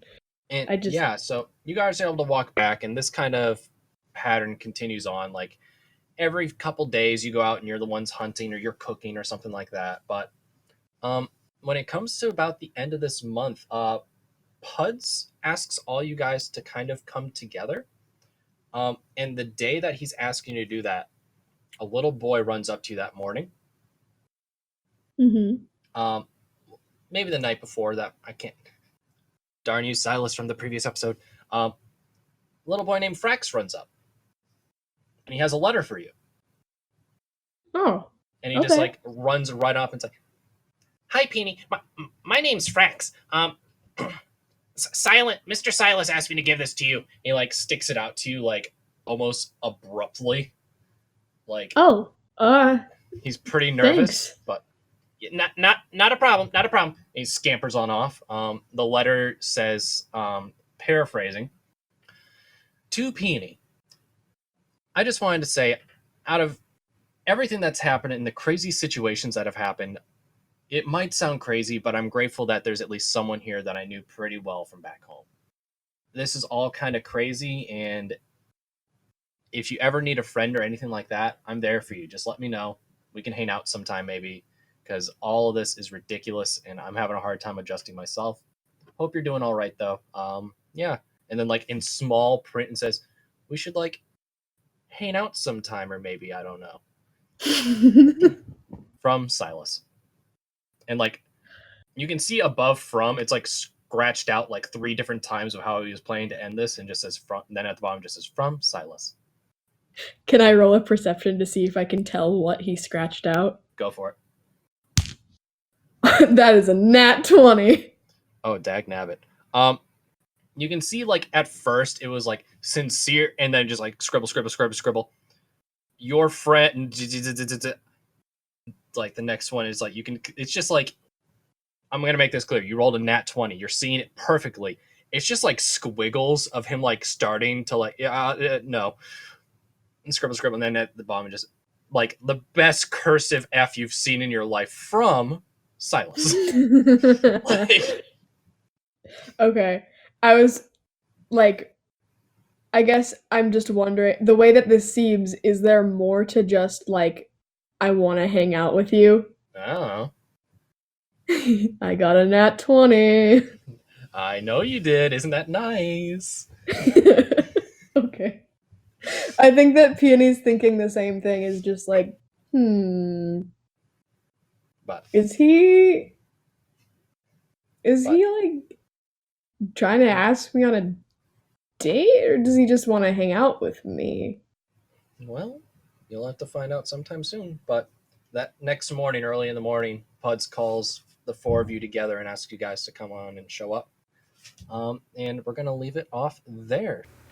I really enjoyed that, just being able to see fish legs and then the boar swimming through the water and things like that, the octopus swinging from the trees. I think that was great. Wilmy and Slark and their little dichotomy between the two, and hearing about Goldtimber, his son, his whole family with Helks, Hugs, Yosha, like all these things, all these characters. If you guys are ever wondering how to be able to write this stuff, come talk to me. Come talk to somebody. I am obsessed with world building and things like that. I'm really excited about it.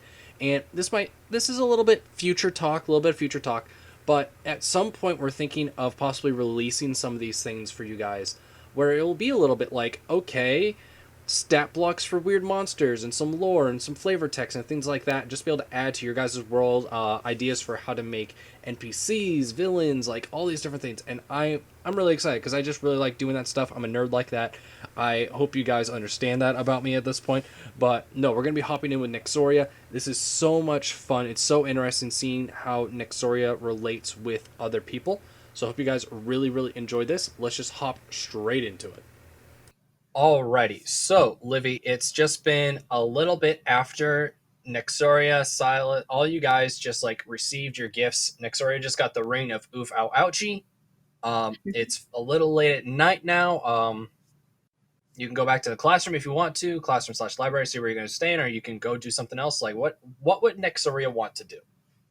Well, Nexoria's got a cool new punching ring and a cool new town she's in. She's gonna like patrol She's still high off of, like, on the victory high of after defeating the dire wolves and all that stuff.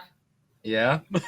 So So she's like walking around the town, swinging her sword and punching the air with her new ring, like, "Halt, villain!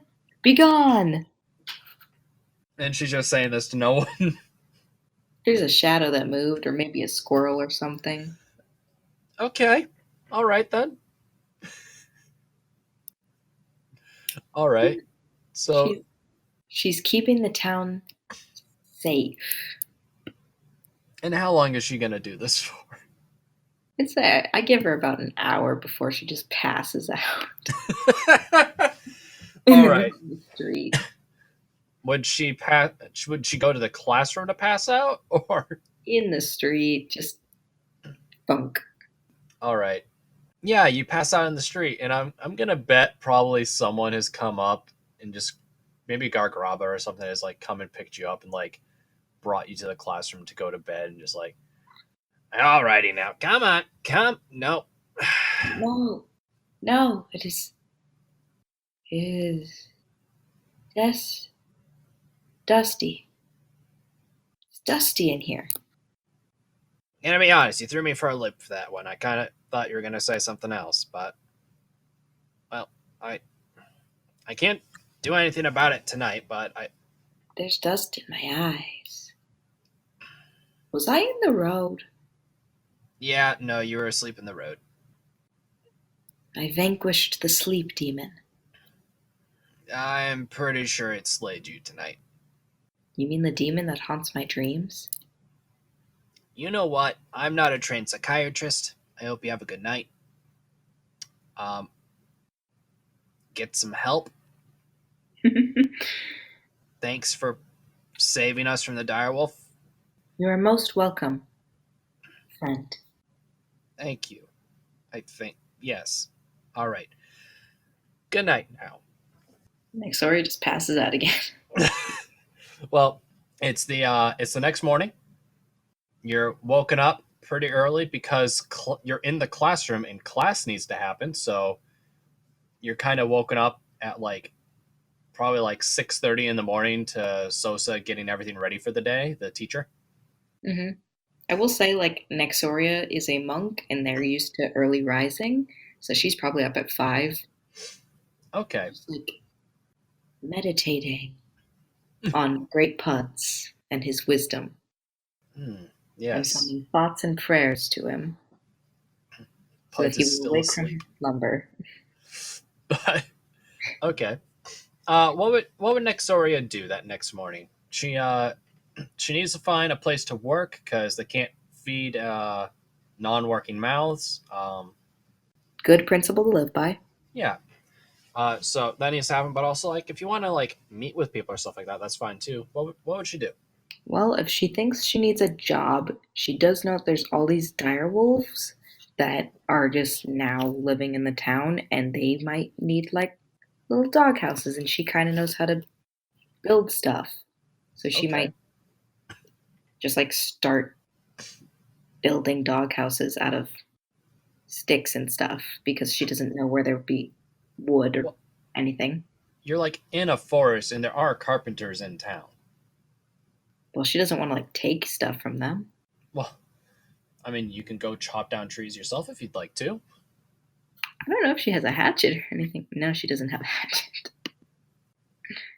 So you're just gonna make these dog houses out of twigs?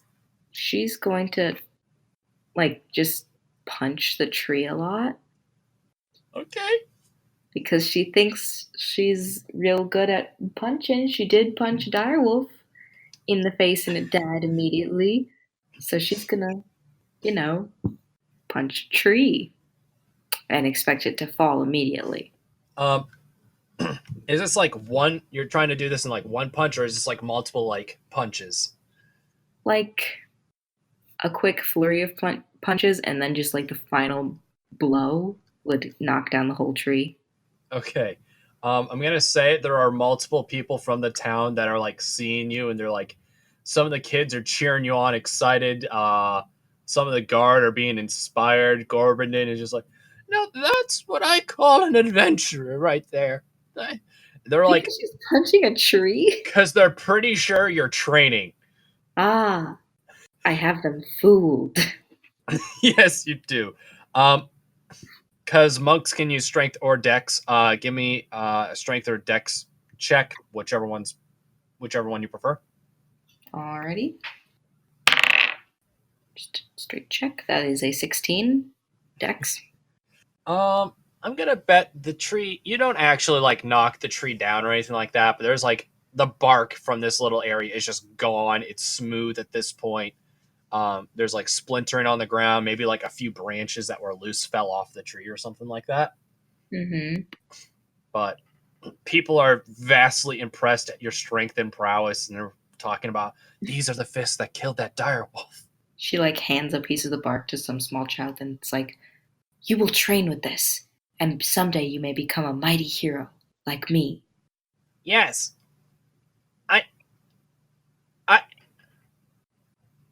I can do this. I can do this. And just it's Frax, Gorbindin's grandson, just runs off, right, so excited to go punch this bark into the ground.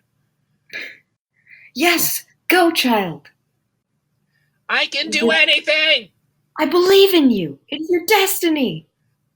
As you see him running, Silus kind of walks up and just picks him up and's like, now, you have your tutoring lessons. Where are you going? And it's like bringing him back to the library. But it's his destiny. It's also my destiny to learn. Door shuts. Wait, how did he get outside in the first place? Frax is quick. He escaped Silus. Well, it's also the way the schooling works is that they have school for only a few hours, but some of them are being tutored by Silus to like help catch up. So after school let out, he just booked it because the tiefling's punching trees? Amazing.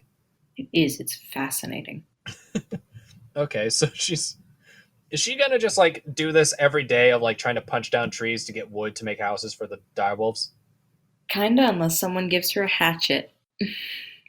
Which she doesn't know where to go for a hatchet. After probably like 2 or 3 days of this, a goblin called Stedzerk walks on up to you. Okay. Hail and well met, friend. Yeah, hey, so Nexoria, my name's Stedzerk. I'm very grateful for what you did. You saved our town, and I'm very grateful for that. But at first I thought you were just training. Are you trying to get wood to make the doghouses from these trees? I am both training and getting wood. I am multitasking. Do you want to be multitasking, or do you want to focus on one or the other? Why? Do you have something that can help? I'm the head of the carpenters here in town. I mean, you can work for me if you want. We can get you wood. Some days you go out with a hatchet and get wood from the trees in the forest, and other days you go and you work on projects around town. So what you're saying is, I work for you and I will still get to do my own thing? Yep. She like stops and considers this for a minute. You'll get paid. But you see, when you have destiny and you are chosen for a purpose, you do not need material possessions. Except for food. I will need food. Maybe I will take the job. How much will you pay? Honestly, it kind of goes by the job. Fair. If, let's say, maybe the total came up to like 10 gold pieces, and I mean, we're all collecting the wood ourselves, so I don't charge you for the wood. You probably just gotta you probably keep like 8 of the gold pieces for yourself. 2 goes to us. So, and the thing is like, oh, you made a chair for 10 gold. Okay, so you got 8 gold pieces. That's gonna last you a little bit, but like, if you get an order for something bigger, I mean, you're gonna be good for a while.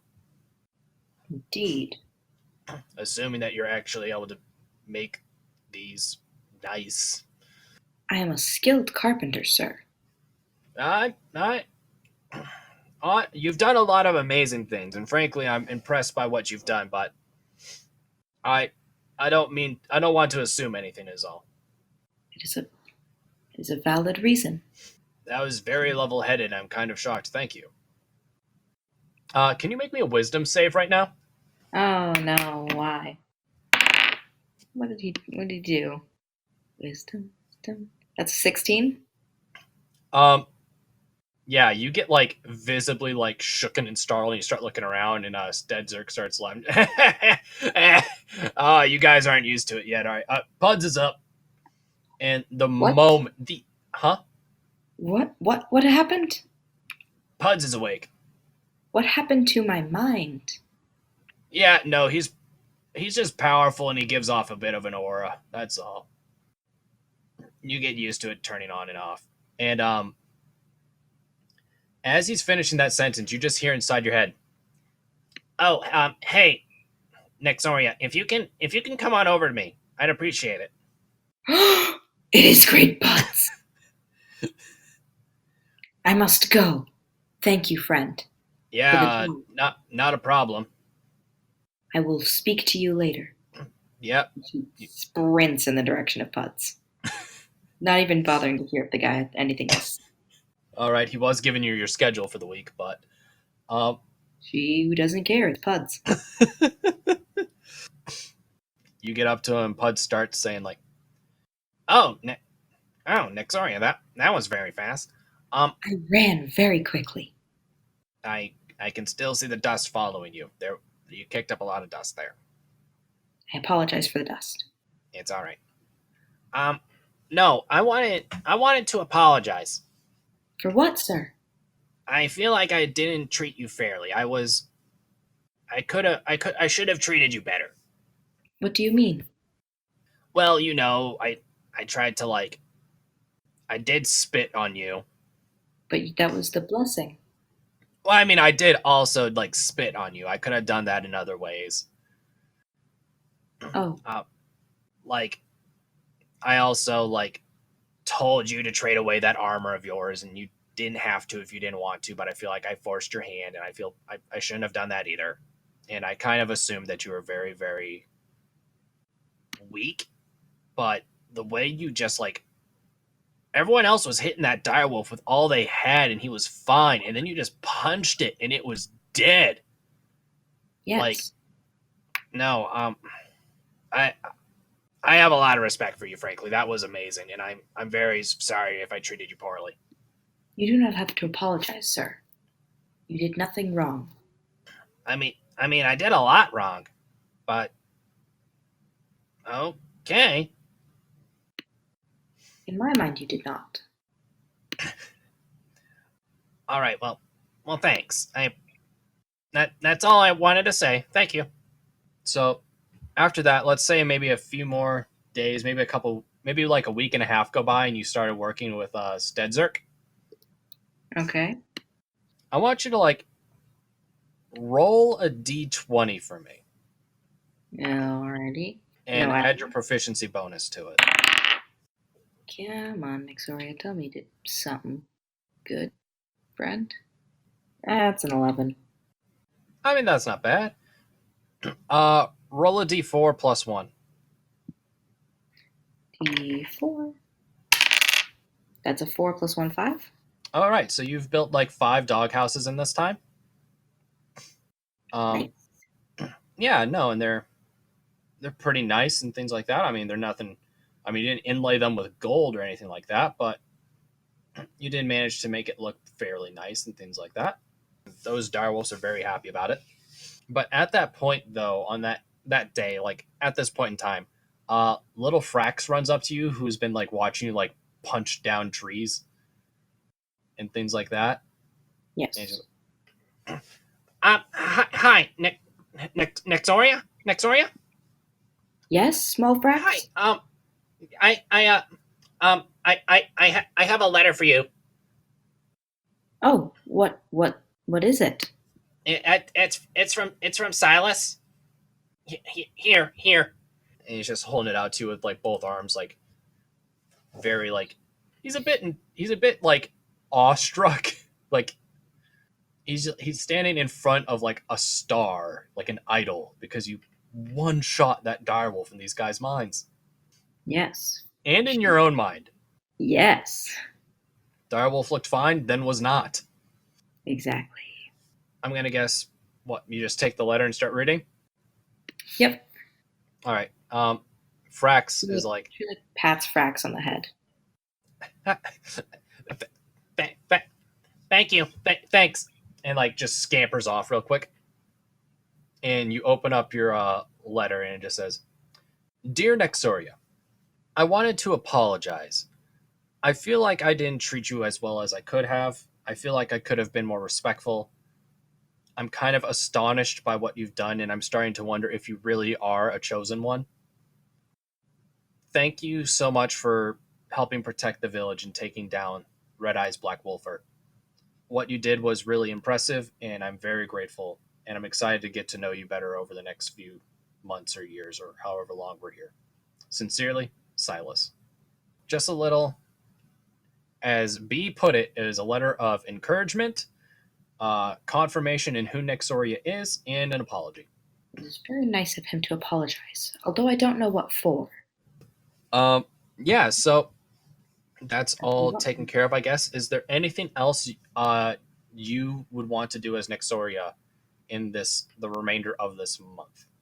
I don't think she'd want to do anything much. She'd just want to make sure that, like, wolves have a house and all that.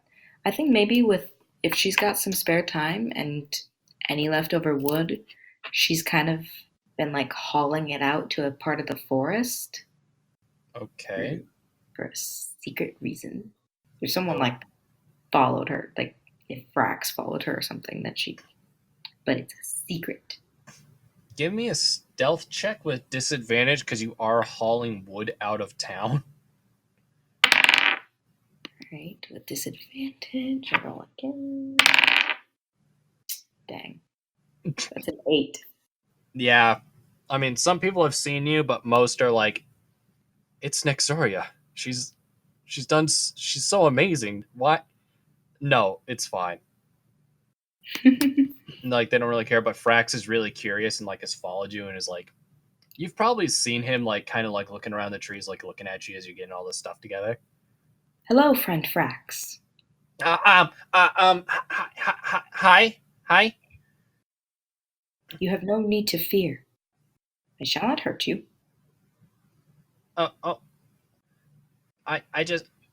know. I just don't want to bother you. You are not bothering me. Can you lift the end of this wood? It is quite heavy. Sure. I'll try. I mean, he's a young little goblin boy. He's like only like 7 or 8 years old, but Nexoria was lifting it by herself, but she's encouraging him. Okay. Yeah, and then he's probably like, I'm picturing like almost a cartoon version where he has it like he's holding onto it above his head, and every once in a while he goes off the ground. Mm-hmm. And he's just gonna help you out doing whatever this project is. Yep. All right. Well, as this month kind of comes to a close, one morning you wake up, and you, Peony, Silus, Paprika, all 4 of you are called together by Puds. And he asks all of you to just come together, just be able to chat. All right, guys, that's it for this one. Next one, as I said at the beginning, we're going to be hopping into Paprika in the big group roleplay. I'm really excited about that. It's going to be a lot of fun. It's just you're gonna really like Paprika. If you guys aren't part of the Discord, you're gonna want to join it. If you've ever wondered why the bots are called Trows, you're gonna find out with Paprika next week, same time. I hope you guys really enjoyed. Just a quick recap, refresh. If you want to get in on that contest NPC entry for Reka and possibly be on the podcast itself and have a speaking role, being able to relate with a character in these kind of one-on-ones, because that's where your character will show up. Like, it comes through Lich Mountain, comes into Reka, and can maybe relate to Silus or Paprika or Peony or Nexoria.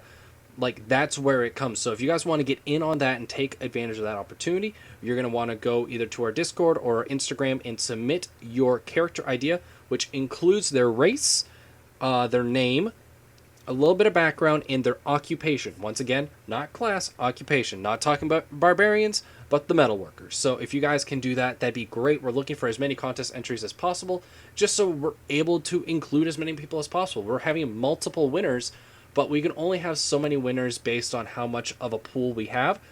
So I hope you guys will join and things like that. We are going to have contests constantly throughout this whole entire production. So I hope you guys really enjoy it. We're going to be back here next week with the continuing of Meeting Reka. So I guess that means Founders of Reka, Episode 4, Meeting Reka, Part 2.